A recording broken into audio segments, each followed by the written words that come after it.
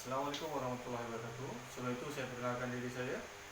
Saya Muhammad Ammar Al-Bin bin Muhammad Daud, A15962, merupakan pelajar tahun 4 Fakulti Pendidikan dalam jurusan Sukan dan Rekreasi.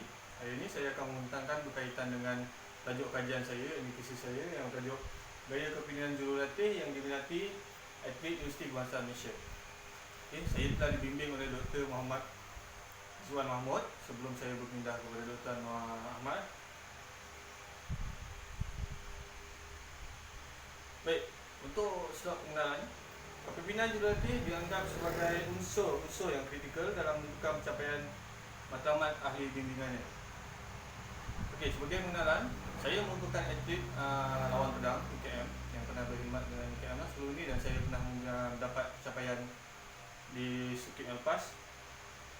Apa yang menarik minat saya untuk mengkaji tentang kepimpinan jurulatih ini adalah disebabkan saya adalah atlet yang jarang menerima bimbingan daripada jurulatih lah. Ini saya ingin mencuba untuk mengkaji bagaimanakah jurulatih ini sebenarnya menggunakan gaya kepimpinan yang manakah mereka membimbing atlet-atlet mereka untuk menjadi lebih jaya. Okey.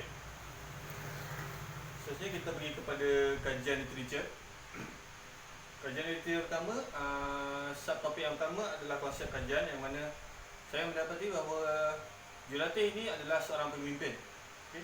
Daripada segi dia melatih, membimbing, dia sebenarnya memimpin anak-anak didik dia, atlet dia untuk menjadi segi yang lebih baik lah, sama ada daripada segi sukan, dan dalam pada masa yang sama sebenarnya dia membimbing atlet itu sendiri untuk menjadi lebih berfikiran lebih jauh dan cara mereka berfikir lebih matang. Dan dia juga adalah sebagai role model.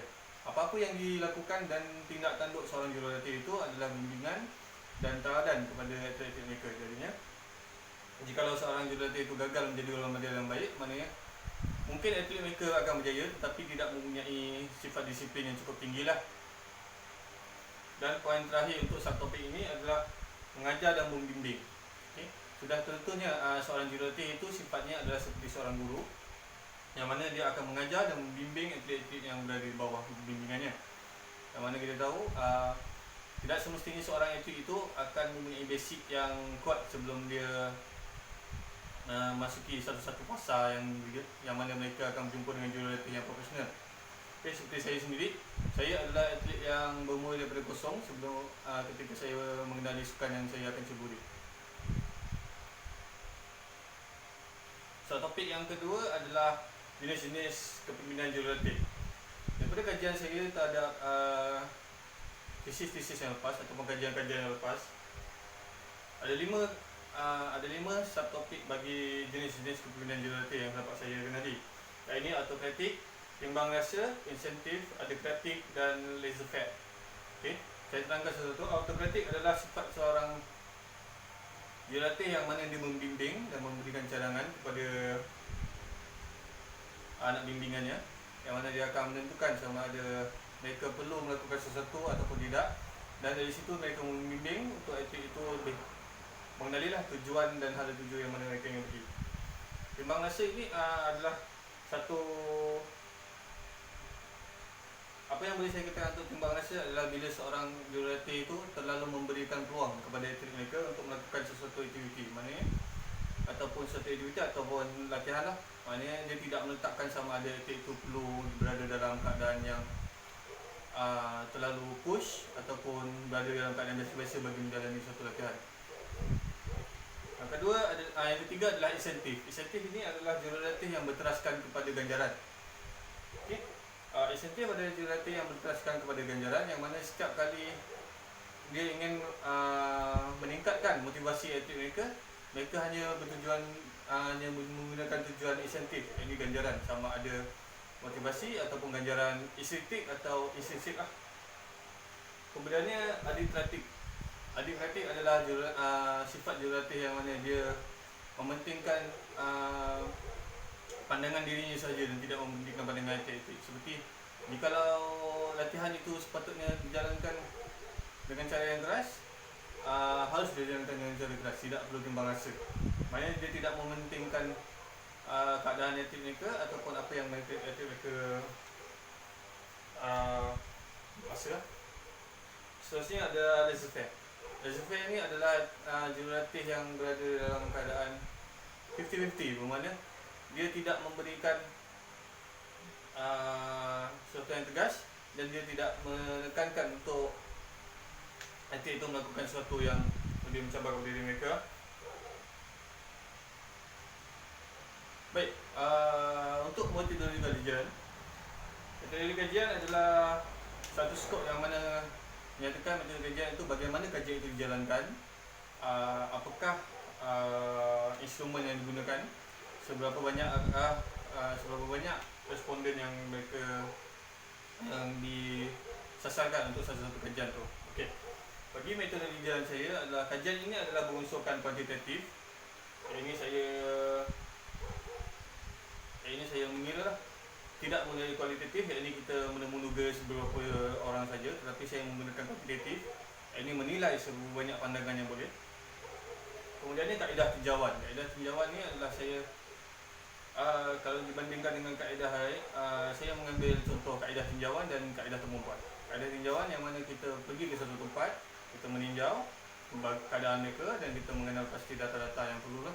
Yang mana kalau dibandingkan dengan kaedah temubual, mereka hanya membuat sesuatu saja yang mereka inginkan, yang bersesuaian dengan topik yang mereka kaji. Untuk kajian saya menggunakan sebanyak 110 orang responden. Yang ini atlet pelajar. Yang mereka ini terdiri daripada atlet-atlet UKM lah, sama ada di fakulti pendidikan ataupun di fakulti-fakulti lain. Yang mana telah dinyatakan bahawa nilai 80 hingga 500 orang itu adalah nilai yang terbaik dan tidak perlu lebih ataupun tidak perlu kurang. Kerana jika terlalu lebih, nilai-nilai kajian kuantitatif itu akan berkurangan, sama ada dia berkurangan daripada segi data ataupun kualiti. Baik, tempat kajian saya adalah di Universiti Kebangsaan Malaysia keseluruhannya, tidak terlalu memfokuskan kepada pusat sukan, tapi difokuskan juga kepada kelab-kelab lain lah, seperti UKM FC dan lain-lain. Saya menggunakan leadership skill of for sport. Leadership skill for sport ni adalah kajian satu instrumen yang pernah digunakan oleh 2 orang pengkaji sebelum ini dan pernah juga digunakan oleh pengkaji di UKM lah. Baik, dapatan kajian saya untuk kajian ini, yang pertama saya akan menerangkan tentang data demografi responden. Ini daripada 110 responden, 30% adalah wanita dan 69.1% adalah lelaki. Dan saya memecahkan kepada 4 etnik lah. Ini Melayu, Cina, India dan lain-lain seperti yang dapat dilihat di sini. Majoriti 77% adalah Melayu dan selebihnya adalah Cina, India dan lain-lain. Baik. Seterusnya ada daripada segi fakulti, tahun pengajian, bidang sukan dan tahap pencapaian. Di sini saya menggunakan fakulti sebagai pemboleh ubah yang lain lah, yang mana tetapi saya hanya memfokuskan kepada jantina dan kepada tahap pencapaian. Ini pemboleh ubah yang lain ini adalah bagi saya bagi menentukan sama ada daripada sukan apa, daripada bidang daripada tahun berapa yang banyak terlibat untuk menjawab soalan sidik saya ini. Baik, kalau dilihatkan daripada segi fakulti, daripada skop pemboleh ubah fakulti, Fakulti Sains Kesihatan mendalui dengan 53.6% dan kemudian diikuti oleh fakulti-fakulti lain. Seterusnya adalah tahun pengajian. Tahun pengajian yang paling banyak ialah 32.7%. Ini tahun 2. Kemudian bidang sukan dan tahap pencapaian. Di sini saya meletakkan 4 tahap pencapaian. Ini Kejohanan Majlis Sukan Universiti, iaitu MASUM. Kemudiannya adalah Kejohanan Sukan Institusi Pengajian Tinggi, SUKIP. Kemudian Kejohanan Sukan mengikut kelab sukan seperti UKM FC ataupun kelab lain dan lain-lain seperti kalau terdapat seperti yang saya maklum, terdapat beberapa atlet UKM yang sebenarnya bermain untuk kelab-kelab luar, seperti beberapa atlet kriket kita. Baik, di sini untuk data analisis daripada SPSS. Okey, untuk data analisis deskriptif, ini pemboleh ubah jantina. Daripada keseluruhan jumlah lelaki dapat dilihat di sini. Minimum yang paling tinggi adalah 3.65, yang ini di bawah latihan dan arahan. Maknanya atlet lelaki lebih menyertai kepada cara gaya kepimpinan, latihan dan arahan. Kemudian yang paling kurang diminati adalah autokratik. Ini gaya kepimpinan yang lebih kepada tegas dan hanya mementingkan kepada pandangan jurulatih saja. Begitu je. Okey, dapat dilihat di sini. Untuk yang kedudukan kesemuanya sama juga dengan wanita. Wanita juga purata tertinggi bagi wanita adalah pada latihan arahan, yang ini 4.23, dan yang paling rendah adalah pada autokratik 1.24. Dan lihat di sini puratanya, perbezaan dan persamaannya adalah latihan arahan adalah kedudukan yang sama, ini 1 dan 1. Autokratik adalah kedudukan yang sama juga, yang terendah, ini 5 dan 5. Perubahannya di sini hanyalah demokratik dan maklum balas. Baiklah, analisis seterusnya adalah untuk pemboleh ubah pencapaian sukan. Okay, seperti yang saya nyatakan tadi, ada 4 pemboleh di bawah pemboleh ubah pencapaian sukan. Ini masung, sukip, pelaksukan dan lain-lain. Kalau lihat di sini, bagi perjalanan atletik yang pernah memasuki perjalanan masung, kebanyakan daripada mereka adalah yang menyukai latihan dan arahan. Maknanya setiap latihan itu diberikan arahan dan panduan bagi mereka mengikuti. Jadi mereka tidak confuse ataupun tidak habis lalu untuk melakukan satu-satu latihan. Sama juga dengan atlet yang pernah melibatkan diri di kejohanan sukip. Poin tertinggi mereka adalah 3.94, mengalahkan poin daripada masuk. Kemudiannya kelaksukan sama juga 4.38, dan lain-lain adalah sama juga 4.03.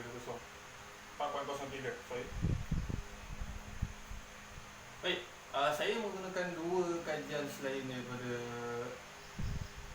LSS, yang ini inferensi ujian teori bebas yang saya gunakan untuk jantina, dan 10 kali Swadhy's test yang berasas yang saya berikan kepada pencapaian sukan.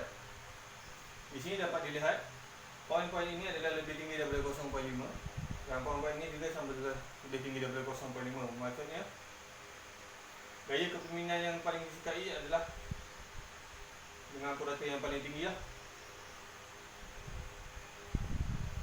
Baik, perbincangan daripada dapatan kajian saya adalah beberapa yang saya dapat simpulkan daripada 2 kajian, 2 pemboleh ubah utama, iaitu jantina dan pencapaian sukan. Okay. Untuk perbincangan di bawah tajuk, di bawah skop pemboleh ubah jantina, yang didapati seperti saya nyatakan tadi berdasarkan daripada data yang asli adalah tidak terdapat perbezaan yang signifikan antara responden yang berasaskan jantina bagi kepimpinan jurulatih yang dimenanti, iaitu latihan dan arahan. Kemudian poin kedua adalah ini mungkin disebabkan oleh masa latihan yang mereka jalani sebelum pertandingan, ataupun masa latihan mereka sebenarnya latihan lah. Yang ini mereka kerap menjalani latihan yang sama, jadinya pandangan mereka terhadap jurulatih mereka itu adalah sama dan tidak berjanggah. Maknanya bila mereka menjalani latihan yang sama, interaksi antara mereka dan jurulatih itu adalah sama. Ya, yang wanita mempunyai interaksi yang sama dengan jurulatih, yang lelaki pun mempunyai interaksi yang sama dengan jurulatih pada waktu yang sama. Jadinya tidak ada perjanggahan yang berlaku di situ lah. Yang untuk poin ketiga, saya menyatakan bahawa ia ketara, dan ia sangat ketara poin yang saya katakan pada poin kedua tadi, iaitu masa latihan, sehingga kan menjadikan pemilihan dimensi gaya kepimpinan itu adalah sama. Baik, untuk pemboleh ubah kedua, ini pencapaian sukan, sama juga tidak terdapat perbezaan yang signifikan antara responden keempat-empat, dan mungkin ini adalah disebabkan oleh jurulatih yang melatih dan membimbing semua responden memberikan layanan yang sama semasa latihan dan juga semasa pertandingan yang dijalankan. Baik, setelah saya melakukan kajian ini dan mendapatkan perbincangan yang sama bagi kedua-dua pemboleh ubah tadi, saya telah mencadangkan beberapa poin, iaitu kajian ini sepatutnya tidak hanya dijalankan di dalam UKM saja, tetapi lebih kepada skop yang lebih tinggi, seperti atlet-atlet di peringkat kebangsaan ataupun di peringkat negeri. Maknanya mereka ini adalah atlet yang lebih dibangunkan. Dan saya jadikan poin saya menerima cadangan ini, memberikan cadangan ini adalah kerana saya menjadikan UKM sebagai batu loncatan, yang mana terdapat beberapa juga atlet di UKM yang mewakili negeri dan Malaysia.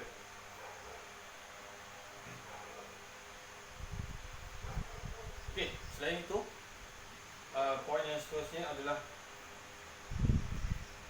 patut juga untuk dikaji pemboleh-pemboleh ubah yang lain, seperti faktor-faktor luar, iaitu kadar pendapatan mereka, pengaruh keluarga ke dalam bidang sukan. Itu adalah antara poin-poin yang boleh dikaji juga, berbanding daripada dua poin yang saya nyatakan ini, iaitu jantina dan pemboleh ubah. Yang kedua adalah pencapaian sukan. Okay. Seterusnya adalah rumusan. Rumusan ini saya dapatkan seperti yang saya nyatakan tadi lah. Rumusan dan cadangan ini adalah saya dapatkan selepas saya menghasilkan kajian ini dan saya meneliti beberapa tesis-tesis sebelum ini lah. Okey, dapat disimpulkan bahawa hasil kajian ini menunjukkan bahawa gaya kepemimpinan paling diminati di UKM adalah latihan dan arahan berdasarkan daripada jantina dan juga kepada penjagaan sukan. Maknanya tiada perbezaan antara kedua pemboleh ubah ini, dan saya pasti kalau diubah kepada dua pemboleh ubah ini pun tetap sama keputusannya adalah latihan dan arahan. Okey, poin kedua adalah manakala untuk poin kedua atau praktik menjadi gaya kepemimpinan yang paling tidak diminati, kerana saya percaya bahawa atlet-atlet yang berada di peringkat universiti ini adalah atlet yang berfikiran bebas dan mereka tidak mahu terkongkong oleh jurulatih mereka. Jadinya bimbingan daripada jurulatih itu perlu, tapi tidak perlu mengkongkong mereka. Pilihan yang mereka lakukan itu adalah bebas. Dan yang terakhir adalah faktor perbezaan jantina dan pencapaian telah menunjukkan bahawa ia tidak mempengaruhi gaya kepemimpinan jurulatih. Okey, itu saja rumusan daripada saya dan pembentangan saya untuk tesis saya kali ini. Sekian, terima kasih.